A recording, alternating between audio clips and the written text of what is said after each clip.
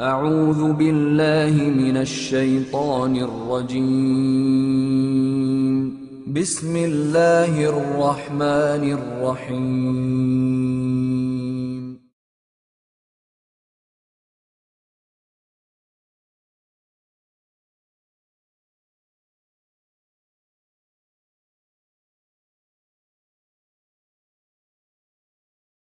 Anytime anyone criticizes Darwin's theory of evolution, evolutionists immediately cry, it's about religion. Well, the claim that all skeptics about Darwinian orthodoxy or Christian fundamentalists stands refuted by me. It's obviously not true. I'm neither Christian nor a fundamentalist.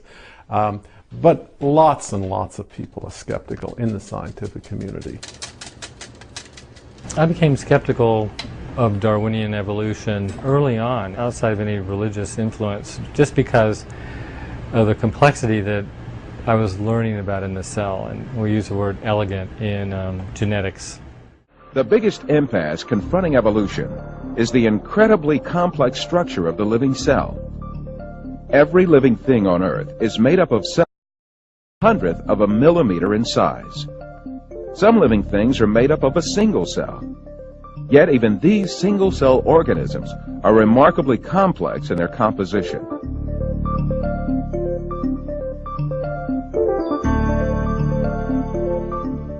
They have complicated functions to survive, and even little motors to move. In Darwin's time, this complex structure of the cell was unknown. With the primitive microscopes of those days, cells appeared to be little more than featureless stains. In the 19th century, when Darwin was alive, scientists thought that the basis of life, the cell, was some simple glob of protoplasm. The greatest advocate of Darwinism in Germany, Ernst Haeckel, supposed that the living cell, which could only be viewed as a dark spot under the microscopes at that time, had a very simple structure. In one of his articles, he referred to the cell as a simple little lump of albuminous combination of carbon. However, powerful electron microscopes invented around the middle of the 20th century began revealing just how complex and organized it was. With the hard work of science in the 20th century, we've seen that the cell is far from simple. It's got very complicated molecular machines and things that are very resistant to Darwinian explanation.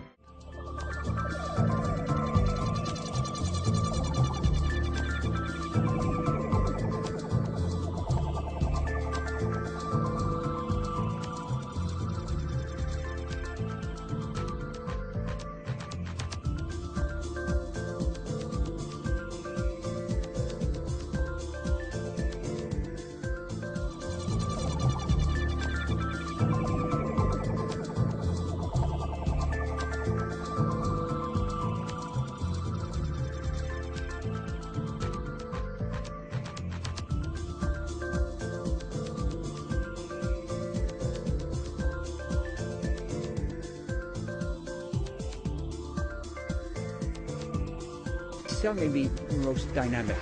It is one mass of activity going on, bringing information out from across the cell, opening doors, closing doors, motor molecules moving along tracks. It is probably one of the most dynamic physical systems in the universe.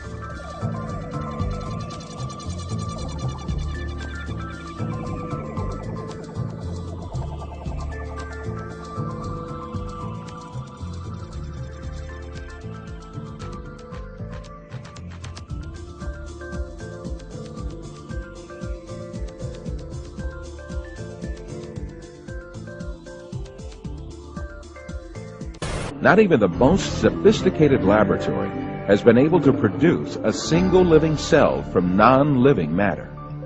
Indeed, this is fully acknowledged to be impossible, and efforts to produce living cells from non-living matter have been abandoned.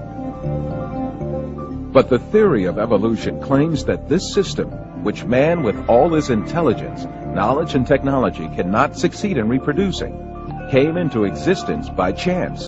Fred Hoyle, a famous English mathematician, expressed the impossibility of formation of higher life forms without a creator.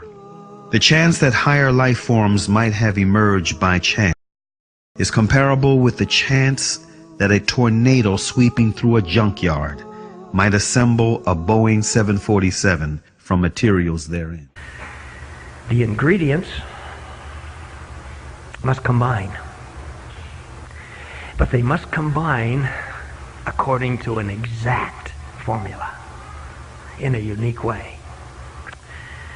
The living molecules in your body that have protein, enzymes, DNA programming in them, the very simplest is made up of many hundreds of components.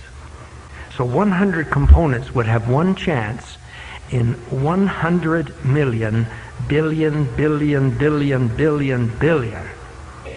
chances of being correct. But you see, the 100 components actually also have 4 chemical elements in each one. and really the simplest living cell that can replicate itself has 400 components. So now we've got 4 times 400, which is 1600.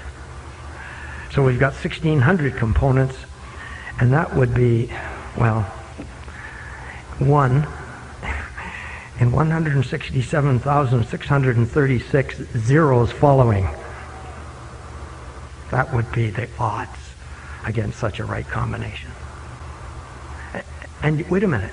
Oh, you say, but that's a very rare thing, those kind of cells with those components. Do you know what, my dear brother and sister? You have a brain with 10 billion components.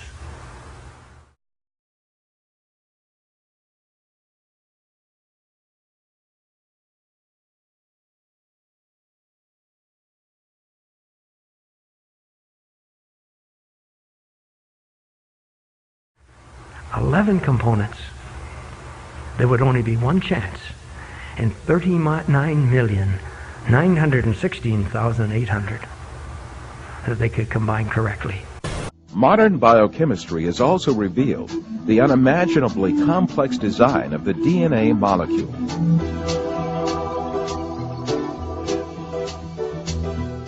The structure of the DNA molecule was discovered by 2 scientists, James Watson and Francis Crick, in 1955. Their discovery demonstrated that life was much more complex than anyone had previously envisioned. Himself a confirmed evolutionist, Francis Crick, who received a Nobel Prize for this discovery, came to confess that a structure like DNA could never have emerged by chance.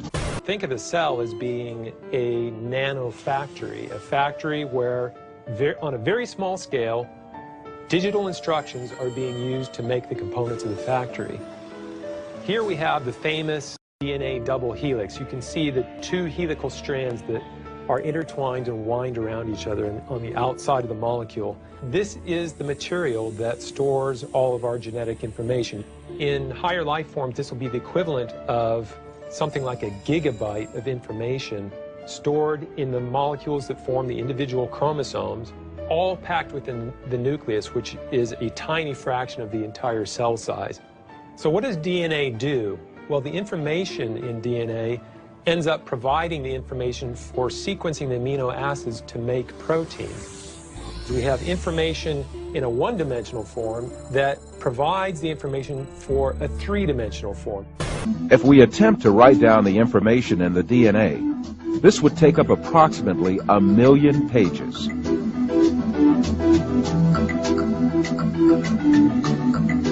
This is equal to an encyclopedia 40 times bigger than the Encyclopedia Britannica, which is one of mankind's greatest single accumulations of information. But this incredible information is stored in the tiny nucleus of our cells, measuring about 1,000th of a millimeter in size.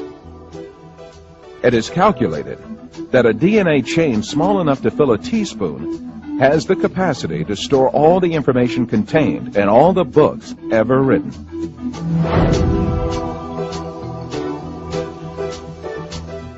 Of course, such an amazing structure could never have been.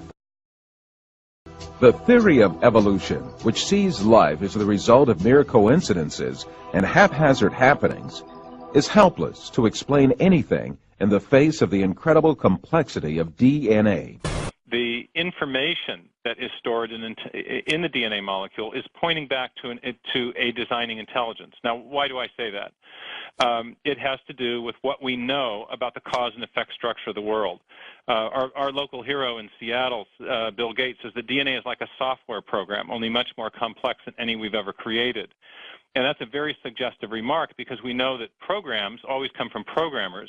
And in fact, we know generally that information, whether it's in a computer program or a hieroglyphic inscription or in a headline in a newspaper or a block of text in a book, information always comes from an intelligent source. So when we find information in the DNA molecule, the most logical thing to conclude is that it too had an intelligent source. Now, Dr. Werner Gitt is an information specialist. Since we're talking about information, we'll go to an information specialist. He wrote a book called In the Beginning Was Information that you and I both love. And in his book he says this: a code system is always the result of a mental process. It requires an intelligent origin or inventor. It should be emphasized that matter as such is unable to generate any code. All experiences indicate that a thinking being voluntarily exercising his own free will, cognition, and creativity is required. He goes on to say, there is no known law of nature, no known process, and no known sequence of events which can cause information to originate by itself in matter. Now, do you realize what a serious problem that is for the evolutionist? It's a tremendously serious problem. Here's an information specialist saying that information never comes from naturalistic processes. It always requires intelligence. A living cell is comprised of thousands of tiny parts that work in harmony. To make a comparison, within the cell, there are power stations, high-tech factories, a complex data bank, huge storage systems, advanced refineries, and a seemingly conscious cell membrane that controls what enters and leaves the cell. In order for the cell to survive, all of these organelles have to exist at the same time.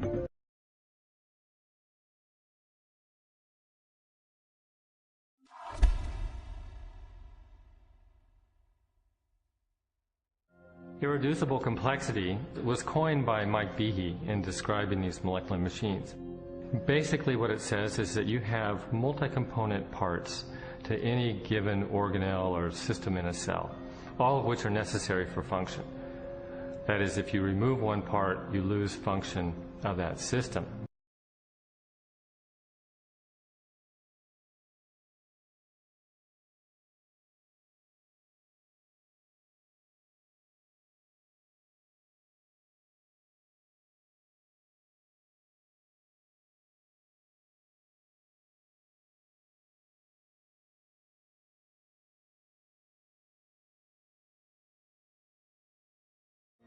Without the tools to observe the machinery of the cell, and long before the idea of irreducible complexity, Charles Darwin offered a way to test his own theory. In Origin of Species, he wrote, "If it could be demonstrated that any complex organ existed, which could not possibly have been formed by numerous, successive, slight modifications, my theory would absolutely break down." Darwin acknowledged that if someone identified a biological system that could not have been constructed in incremental steps over long periods of time, then his theory would be invalid. And what Michael Behe and others have discovered is the existence of biological machinery that cannot be explained away by Darwinian processes. Darwin's failed predictions have in fact falsified his own theory. Falsified his own theory.